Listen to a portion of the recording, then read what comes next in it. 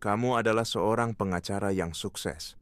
Bukan sekadar bagus, sungguh sukses. Kantor di lantai atas, setelan jas yang dibuat khusus. Sebuah nama yang membuka pintu sebelum kamu sempat bicara. Kamu bekerja untuk sebuah perusahaan tembakau internasional. Rekan-rekanmu mengatakan kamu telah menjual jiwamu. Atasanmu bilang kamu cerdas. Kamu bilang kamu hanya menjalankan tugas. Kamu membela perusahaan, bukan keputusan pribadi. Itu yang selalu kamu ulangi. Seperti saat itu, seorang anak berusia 15 tahun muncul di semua stasiun berita. Paru-parunya rusak, keluarganya hancur. Mereka menuntut perusahaan dengan alasan telah membuatnya menjadi kecanduan. Kamu berdiri di depan pengadilan tanpa berteriak, menjelaskan bahwa tidak ada yang memaksa siapapun untuk merokok, bahwa produk itu legal, bahwa tanggung jawab pribadi tetap ada. Kamu memenangkan kasus itu. Kamu bisa saja menuntut balik keluarga itu atas tuduhan pencemaran nama baik. Tapi kamu tidak melakukannya. Itu membuatmu tidur lebih nyenyak malam itu. Sejak itu beberapa kolega mulai memanggilmu pengacara iblis. Kamu tidak keberatan. Itu bagian dari pekerjaan. Di rumah segala sesuatunya berbeda. Istrimu percaya kamu adalah pria baik. Anak perempuanmu menganggapmu pahlawan super.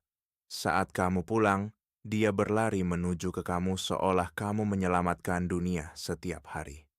Dan mungkin, dalam arti tertentu, kamu memang demikian. Suatu pagi kamu mengemudi menuju kantor. Lalu lintas lambat. Suara konstruksi.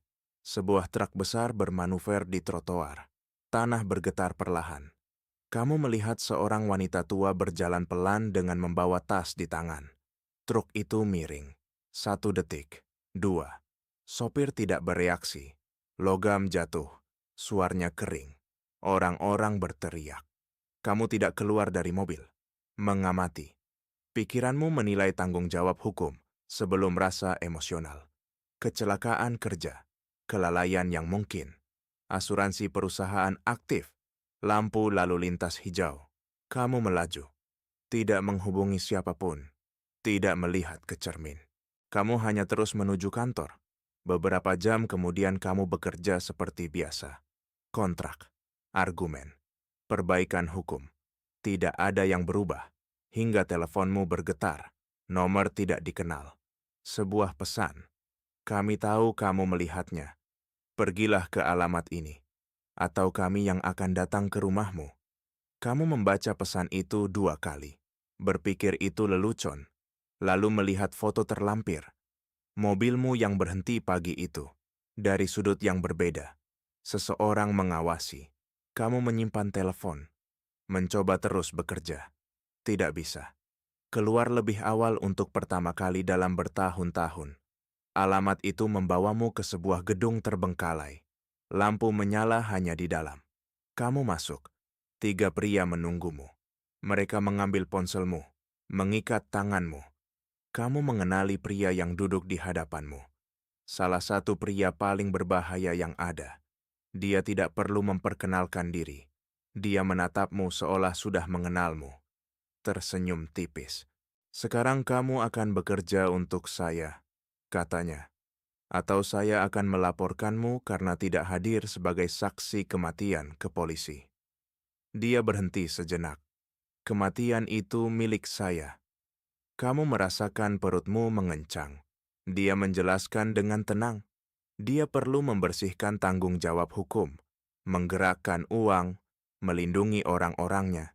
Dia memerlukan pengacara yang cerdas, membutuhkan seseorang seperti kamu. Pikirkan baik-baik, tambahnya. Karena kamu sudah melihat terlalu banyak. Kamu tahu artinya.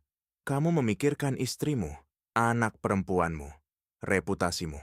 Kamu teringat wanita tua itu, dan kamu ingat bahwa kamu tidak melakukan apa-apa. Kamu menarik napas dalam-dalam, mengangguk, menerima. Bos tersenyum seolah tak pernah ragu. Keesokan harinya kamu kembali ke kantor. Semuanya tampak normal. Seorang pengacara muda mendekati mejamu, terlalu percaya diri. Dia bilang melihat pesan aneh di ponselmu. Saat kamu meninggalkannya untuk mengisi daya, dia menyarankanmu berhati-hati. Lalu menambahkan, hampir tertawa, "Suatu hari, aku akan mengambil tempatmu." Ada sesuatu dalam nadanya yang membuatmu tidak nyaman. Kamu keluar gedung seketika, memanggil bos mafia. Bilang kamu butuh waktu. Diam di ujung sana. Lalu dia menjawab, "Kamu sudah memilih." Dia berhenti sejenak. "Dalam 3 jam, aku ingin kamu berada di kota ini." Kamu melihat jam. Kehidupanmu yang lama mulai tertutup tanpa suara. Beberapa jam kemudian kamu berada di bandara. Berpergian tanpa bagasi. Tanpa penjelasan. Bos muncul di sampingmu. Kamu bertanya kemana pergi. "Bukan urusanmu," jawabnya. Lalu tersenyum. "Kamu akan membela salah satu pria dalam organisasiku." Hari-hari kemudian kamu berdiri di depan seorang pria yang dituduh membunuh warga sipil tak bersenjata. Kamu memeriksa berkas. Kamu tahu dia bersalah. Kamu membangun pembelaan tetap, menemukan kesalahan prosedural, membatalkan bukti, membongkar kesaksian, menang. Saat mulai memikirkan moralitas, kamu menerima transfer. Jumlah yang untuk mendapatkan itu di perusahaan tembakau, kamu butuh 2 tahun. Kamu terpaku melihat angka panjang di layar. Memanggil istrimu. Kamu bilang kamu sedang bekerja keras. Kamu bilang semuanya baik-baik saja. Untuk pertama kali kamu berbohong tanpa rasa bersalah. Dan malam itu, untuk pertama kali, kamu tidur dengan cukup uang untuk tidak pernah kembali. Kamu mulai sering bepergian, kota-kota berbeda, hotel-hotel serupa, kamar-kamar di mana kamu tak pernah membongkar koper sepenuhnya. Pekerjaan lamamu berhenti menghubungimu. Awalnya kamu menyadarinya, lalu tidak peduli. Uang datang tepat waktu. Tepat, diam, jutaan per bulan. Kamu mengirim transfer besar ke keluargamu. Kamu pikir itu menutupi ketidakhadiran. Penyedia, pelindung. Itu yang kamu ulangi. Kamu pulang hanya 2 kali sebulan. Anak perempuanmu masih memelukmu sama, tapi sekarang terkesan perlu 1 detik lebih lama untuk mengenalimu saat kamu masuk pintu. Istrimu tersenyum, tapi mengajukan lebih banyak pertanyaan. Kamu selalu bilang, itu kasus rahasia. Itu selalu berhasil. Kamu membela bandar narkoba, pengusaha bayangan, pria yang tak pernah menyebut nama aslinya. Kamu belajar untuk tidak bertanya. Kamu belajar bahwa semakin sedikit kamu tahu, semakin lama kamu bertahan. Bos mafia jarang bersuara keras, tidak pernah mengancam. Dia tidak perlu. Semua orang patuh, bahkan sebelum dia menyelesaikan kalimat. Kamu mulai mengerti bahwa kamu tidak bekerja untuk penjahat. Kamu bekerja untuk sebuah sistem. Suatu malam, setelah sidang panjang, salah satu pria organisasi itu menawari kamu sebatang rokok. Kamu tolak secara refleks. Kamu selalu membenci tembakau. Irohnya profesional. Pria itu bersikeras. "Santai, kamu akan merasa lebih baik," katanya. Kamu mengambilnya hanya agar tidak terlihat lemah. Kamu menghisap yang pertama. Batuk. Mereka tertawa. Kamu menghisap lagi. Asap membakar tenggorokan. Tapi sesuatu tenang di dalam dirimu. Kamu terus merokok. Hari-hari mulai bercampur. Sidang, pembayaran, penerbangan malam. Kamu berhenti menjawab panggilan keluarga selama berjam-jam. Kemudian berhari-hari. Selalu ada alasan. Tapi yang tidak ada alasan adalah untuk berlangganan saluran ini dan memberikan like di video ini, agar kita bisa terus menikmati dan belajar bersama dari cerita seperti ini. Selalu ada pekerjaan, bos lebih jarang memujimu. Itu berarti dia lebih percaya. Suatu malam kamu menerima panggilan video tak dikenal. Kamu mengangkat, kamera menampilkan pintu rumahmu, rumah aslimu. Sebuah keluarga ada di sana. Bukan keluargamu. Orang asing memegang foto-foto. Kamu mengenali seorang pria. Dia korban penyakit terkait tembakau. Mereka berbicara cepat, berteriak, mengatakan mereka tahu siapa kamu. mengatakan kamu telah menghancurkan kehidupan. Seseorang menunjuk ke arah pintu, mengatakan mereka bisa masuk kapanpun mereka mau. Kamu mengakhiri panggilan. Tanganmu gemetar, langsung memanggil bosmu, menjelaskan semuanya. Diam. Lalu dia menjawab dengan tenang, kamu tidak bisa berbuat apa-apa dari situ. Kamu bilang kamu akan melapor ke polisi. Nada suaranya sedikit berubah. Kamu tidak akan melakukan itu. Panggilan berakhir. Kamu memandang layar mati. Untuk pertama kalinya kamu mengerti bahwa kamu tidak bisa melindungi keluargamu. Hanya menunggu. Beberapa hari kemudian, kamu menyadari ada yang aneh. Ponselmu berjalan lebih lambat. Beberapa percakapan hilang. Kontak bergeser. Kamu pikir itu paranoia.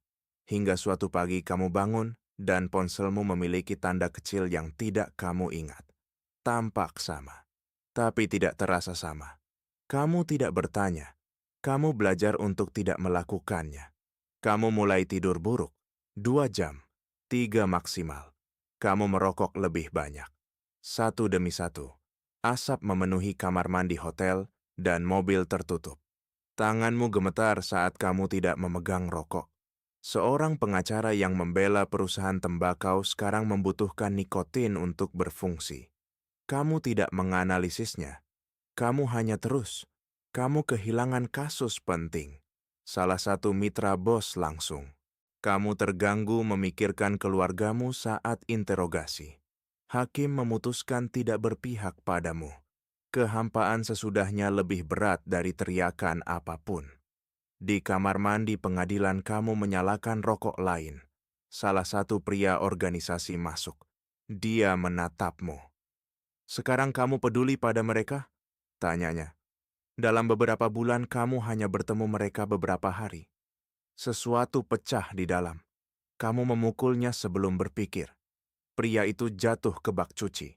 Petugas keamanan masuk segera. Polisi tiba beberapa menit kemudian. Kalian berdua ditangkap. Sel bau lembab dan logam. Kamu meminta rokok segera setelah masuk. Lalu satu lagi. Lalu lagi. Kamu tidak bisa berhenti. Waktu jadi berat. Kamu memikirkan istrimu, anak perempuanmu, wanita tua di bawah truk. Semua yang kamu abaikan. Kecemasan menindih dadamu. Kamu memanggil penjaga, bilang kamu akan bicara. Kamu akan menyerahkan bosmu. Kamu akan mengatakan segalanya. Kamu hanya ingin kembali ke keluargamu. Penjaga menatap tanpa ekspresi, sedikit tersenyum. Menarik, katanya. Kamu tidak tahu itu ejekan atau ketertarikan sungguhan. Beberapa jam kemudian kamu meragukan apa yang kamu lakukan. Barangkali penjaga itu bekerja untuk mafia. Atau tidak. Barangkali hanya bermain-main padamu. Kamu tidak yakin apapun lagi. Hari-hari berlalu tanpa kepastian. Tidur hilang. Asap memenuhi paru-parumu terus-menerus. Akhirnya kamu keluar. Denda. Skorsing sementara untuk praktik. Bos memanggilmu. Bilang sebaiknya kamu kembali ke rumah. Istirahat. Pulihkan pikiran. Kamu setuju tanpa protes. Karena kamu tidak punya tenaga untuk memutuskan lagi. Kamu naik pesawat sambil memandang jendela tanpa berpikir. Untuk pertama kalinya dalam berbulan-bulan, kamu kembali tanpa petunjuk, tanpa pengawal, tanpa pekerjaan. Hanya kamu. Kamu percaya segalanya bisa diperbaiki, bahwa kamu masih sempat. Pesawat mendarat saat fajar. Kota tetap sama, suara yang sama, jalan yang sama, kehidupan yang tampak menunggumu tanpa berubah. Selama perjalanan kamu membayangkan momen itu berulang kali. Anak perempuanmu berlari ke arahmu. Istrimu memeluk tanpa pertanyaan. Aroma akrab rumahmu. Kamu berpikir kamu masih bisa memperbaikinya, bahwa semua ini hanya sebuah penyimpangan. Kamu naik taksi, tidak merokok selama perjalanan, mencoba merasa bersih lagi. Mobil berhenti di depan rumahmu. Kamu turun pelan. Halaman taman terawat, terlalu terawat. Kamu tidak ingat meninggalkannya seperti itu. Kamu berjalan menuju pintu. Jantungmu berdetak lebih cepat setiap langkah. Kamu menekan bel, menunggu. Langkah di balik pintu. Pintu terbuka. Bukan istrimu. Seorang pria menatapmu bingung, butuh beberapa detik untuk mengenalimu. Dia pengacara muda, yang ingin tempatmu. Sekarang dia berpakaian lebih rapi, lebih percaya diri, lebih tenang. "Bisa saya bantu?" tanyanya. Kamu tidak langsung menjawab. Melihat ke belakangnya, perabotan berubah. Dinding berganti lukisan. Tidak ada yang berbau sama. Kamu bertanya tentang keluargamu. Suaramu lebih lemah dari yang kamu duga. Pria itu mengerutkan kening, menyebut namamu perlahan seperti mencoba mengonfirmasi kenangan jauh. Saat akhirnya mengenalimu, ekspresinya berubah menjadi canggung. Dia menjelaskan bahwa istrimu menunggu selama berbulan-bulan, bahwa kamu berhenti menjawab, bahwa tidak ada yang tahu kamu di mana, bahwa suatu hari dia memutuskan pergi ke negara lain, hidup baru. Dia tidak tahu pasti kemana. Kamu bertanya tentang ancaman, tentang orang luar rumah, tentang panggilan telepon. Dia menggeleng, tidak mengerti apa yang kamu bicarakan. Bilang tidak ada yang terjadi, bahwa dia tidak pernah melihat siapapun. Diam, jadi tidak tertahankan. Kamu mencoba mengucapkan sesuatu lagi, tidak menemukan kata-kata. Pria itu berpamitan dengan sopan canggung, menutup pintu pelan. Suara kunci terdengar lebih keras dari biasanya. Kamu berdiri beberapa detik, kemudian kakimu lemas. Kamu jatuh duduk di trotoar, udara terasa lebih berat. Kamu mencoba menyalakan rokok. Tangan sangat gemetar, tapi tetap menyalakannya. Tarik napas dalam. Asap tidak lagi menenangkan, hanya mengisi kekosongan. Sebuah mesin mendekat, lalu satu lagi. Dua mobil hitam berhenti di depan rumah. Pintu terbuka serentak. Pria yang tidak kamu kenal turun tanpa berkata apa-apa. Mereka membuka bagasi, mengeluarkan koper, satu demi satu, diletakkan dengan hati-hati di depanmu. Tak seorang pun menjelaskan apapun. Tidak diperlukan. Kamu tahu persis itu apa? Pembayaranmu. Semua yang kamu dapat. Semua yang kamu pilih. Salah satu pria mengangguk pelan lalu kembali ke mobil. Kendaraan pergi. Kamu sendiri. Duduk di trotoar tempat kamu pernah tinggal. Dikelilingi uang cukup untuk membeli apapun. Kecuali satu-satunya yang ingin kamu rebut kembali. Kamu menangis tanpa mencoba berhenti. Rokok terbakar di antara jarimu. Asap naik perlahan ke langit pagi. Dan untuk pertama kali kamu mengerti hal sederhana. Kamu tidak pernah dipaksa, hanya ditawari untuk tetap menjadi dirimu yang sudah ada. Pengacara iblis. Sekarang tanpa klien, tanpa keluarga, tanpa rumah. Hanya dengan hadiah sempurna untuk setiap keputusan yang kamu buat. Koper tetap tertutup di depanmu. Sementara kota terus berjalan, seolah kamu tidak pernah ada. Uang tidak akan pernah hilang. Kesuksesan dan bakatmu juga tidak. Mereka akan tetap di sana, menunggu kamu mengambil keputusan berikutnya. Karena ini hanya berakhir jika kamu ingin mengakhirinya. Langkah berikutnya sudah di depanmu. Kamu bisa menonton video berikutnya dan menemukan apa yang terjadi dalam cerita baru lainnya. Dan jika kamu tidak ingin melewatkan yang berikutnya, berlanggananlah. Berikan like sebagai tanda kamu pernah di sini. Karena hanya mereka yang terus maju, yang tahu bagaimana setiap cerita berakhir.